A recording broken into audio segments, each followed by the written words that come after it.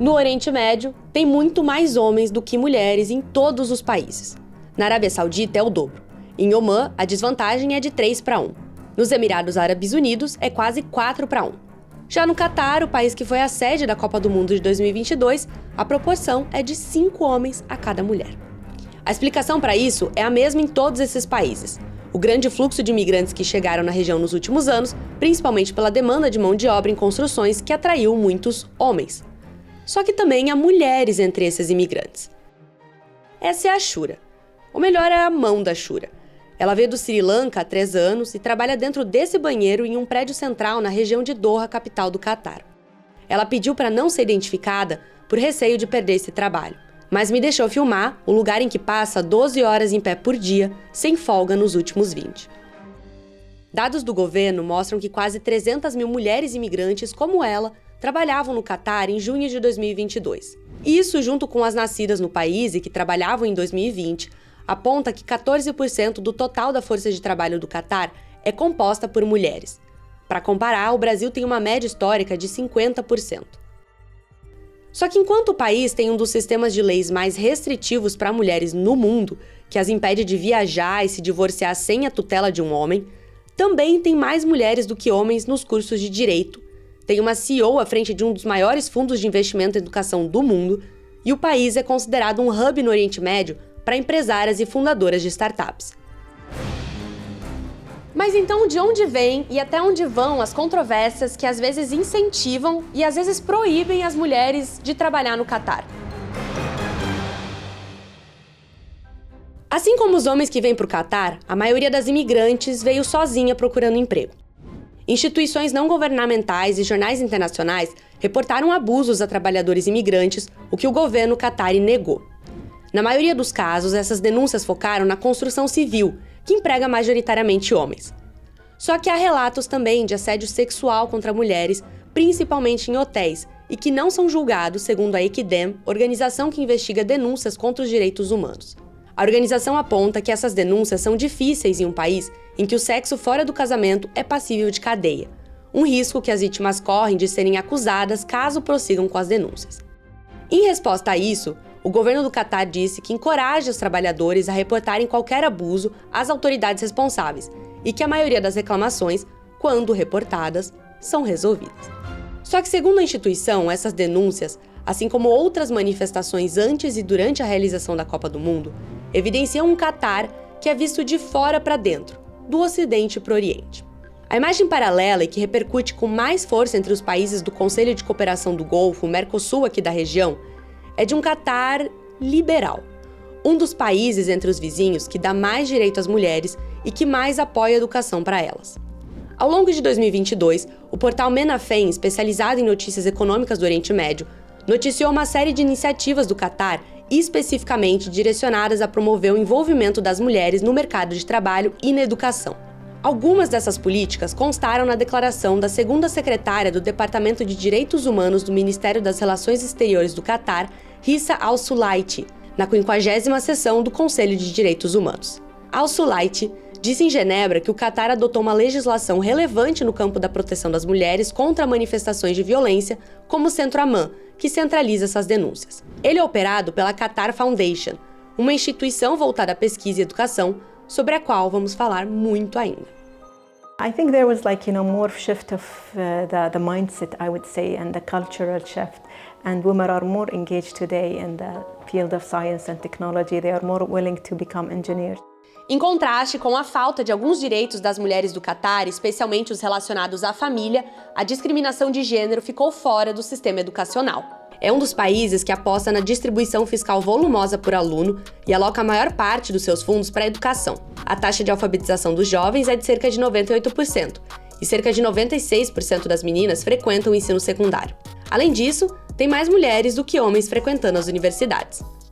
Haifa Abdullah é um dos resultados dessa política de incentivo à educação das mulheres. Bacharel em Ciências da Computação e com MBA pela Universidade do Catar, ela é diretora de inovação do Qatar Science and Technology Park, responsável por programas de apoio ao empreendedorismo tecnológico.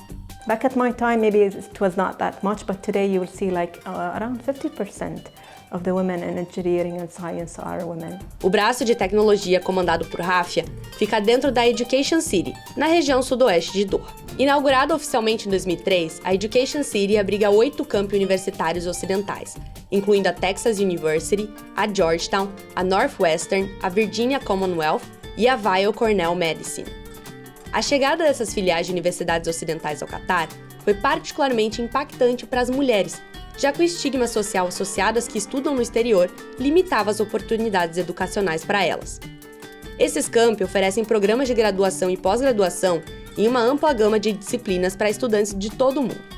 As mulheres Qatari ganharam mais opções de cursos, incluindo nos campos de ciência, tecnologia, engenharia e matemática, que costumam ser dominadas por homens. Só que os impactos dessa ocidentalização do ensino superior despertaram preocupações entre a população do Golfo. O ambiente misto dos campi dessas universidades ocidentais tem sido uma particular fonte de controvérsia, visto por alguns como uma violação dos valores culturais e religiosos do país. E a pressão social é uma das razões pelas quais muitas mulheres optam por estudar em universidades públicas segregadas por gênero, como a Universidade do Catar, em vez de nos campi das filiais ocidentais. Mas, apesar da reação, as taxas de matrícula das mulheres no ensino superior nessa região são algumas das mais altas do mundo árabe e superam as dos homens, embora o número desproporcional de homens estudando no exterior com certeza contribua para essa lacuna nas taxas de educação doméstica. Não foi o caso de Jawahar Al-Nasser, ou a Juju, de 23 anos, formada em estudos de mídia pela Universidade de Sussex, no Reino Unido. Ela foi estudar fora, seguindo os passos da irmã Kaltan Al-Nasser, a Cat, que é formada em Economia e Administração pela mesma universidade. Segundo elas, a família a qual pertencem é mais liberal, e por isso permitiu o estudo fora. E foi lá que a irmã mais nova fez a mais velha se apaixonar por futebol. Today is the weekend. I'm supposed to go out with my friends, cinema stuff, and she was, no, today we are not going out. Today we have Liverpool and Manchester, we have Tottenham and Brighton, we have Arsenal and... Imagine então quando Juju voltou para casa na metade de 2022. O timing não poderia ter sido melhor, seu país seria anfitrião da Copa do Mundo. Essa é a Juju jogando bola pelo Academy Sports Lab, um time de futebol aqui de Doha. Ano passado, elas participaram do seu primeiro campeonato. No Golfo Pérsico, o esporte costumava ser considerado um domínio masculino, com as normas religiosas e sociais regulando a presença de mulheres muçulmanas no espaço público, o que as desencorajava de praticar atividades físicas. No entanto, desde que o boom do petróleo e do gás colocou a região no caminho da modernização, as normas sociais estão mudando. A agenda do governo de equilibrar tradição e modernidade deu às mulheres visibilidade maior em relação às gerações anteriores e também abriu para elas as portas do mundo do esporte. I know as a Muslim girl, it's not an easy thing to play, but I know my boundaries. I know that I need to cover my hair. I need to wear something long. These things couldn't stop me because, still I can do them and play football. No Catar, o investimento no esporte está no topo da lista de prioridades por razões que vão desde econômicas e políticas até preocupações com a saúde da nação. Isso inclui as mulheres. Em 2012, o país enviou pela primeira vez algumas mulheres para as Olimpíadas. E 10 anos depois, nomeou Fatma Ali Al-Nuayami como diretora executiva de comunicação da Copa do Mundo de 2022. Alcançar uma maior igualdade de gênero era um dos componentes centrais do Visão Nacional 2030, um projeto cerne no desenvolvimento do Catar. Um dos pilares era aumentar a porcentagem de mulheres em cargos de liderança, inclusive nos esportes. E a Copa do Mundo foi um dos aceleradores disso. Qatar!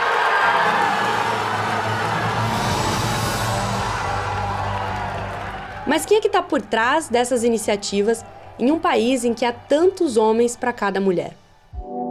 Essa é a Sheikha Motza bin Nasser, mãe do atual emir do Catar e a segunda esposa do governante anterior. Ela é presidente do conselho da Qatar Foundation, dona de um dos edifícios mais caros de Londres e foi eleita uma das 100 pessoas mais influentes do mundo pela Forbes. E também um ícone fashion do mundo árabe. She's a royal model to all the Qataris girls. I'm really proud to work with such a leader because she was really inspiring to all of us as a woman, especially in Qatar Foundation.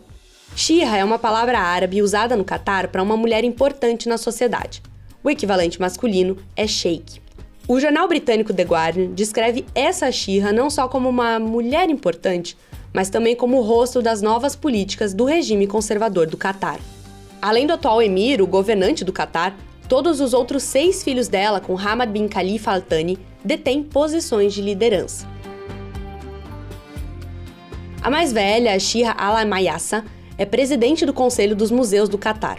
Ela foi apontada como uma das pessoas mais influentes das artes e uma das mulheres mais poderosas do mundo. A Shihra Hind, a quarta mais velha, é a CEO da Qatar Foundation. Ela foi responsável por parcerias de investimento em infraestrutura no país, como a implementação da rede de telefonia móvel da Vodafone em 2008. E não, algumas mulheres da família real não usam o hijab ou o lenço que cobre o cabelo de algumas muçulmanas. Isso não é obrigatório por lei, mas algumas coisas ainda são. As mulheres ainda enfrentam discriminação na lei e na prática no Catar. Elas ainda precisam da permissão, por lei, de tutores para decisões importantes da sua vida.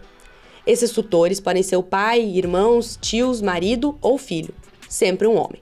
Uma mulher precisa da permissão de um tutor masculino, por exemplo, para se divorciar, independentemente da idade que ela tiver ou se ela já tiver sido casada antes. Uma vez casada, ela pode ser considerada desobediente se não tiver a permissão do marido para trabalhar, viajar ou se sair de casa ou se recusar a fazer sexo com ele sem um motivo legítimo. Em março de 2022, o governo contestou as conclusões de um relatório da Human Rights Watch sobre a discriminação contra as mulheres no Catar e prometeu investigar e processar qualquer pessoa que violasse a lei. As conclusões da Human Rights Watch foram baseadas em uma revisão de 27 leis, bem como regulamentos, políticas, formulários, comunicações escritas com o governo e 73 entrevistas, incluindo 50 aprofundadas com mulheres afetadas por esse sistema. A conclusão do relatório é que a discriminação nas leis relativas ao divórcio e à guarda dos filhos faz com que muitas mulheres no Catar fiquem dentro de relacionamentos abusivos por anos, muitas vezes nunca conseguindo a separação. Caso saiam, podem não conseguir se casar novamente, por continuar dependente dos ex-maridos, que continuam sendo os tutores legais dos seus filhos. É um país em que as mulheres têm incentivos para estudar e para trabalhar, mas que as leis dentro de casa ainda são um pouco diferentes. It's challenging, just like across every part of the world, but once someone is getting there, it becomes easier for other women to be involved as well, because we as women, when we reach to a position like this, we are empowering other women as well, and we become role models for them.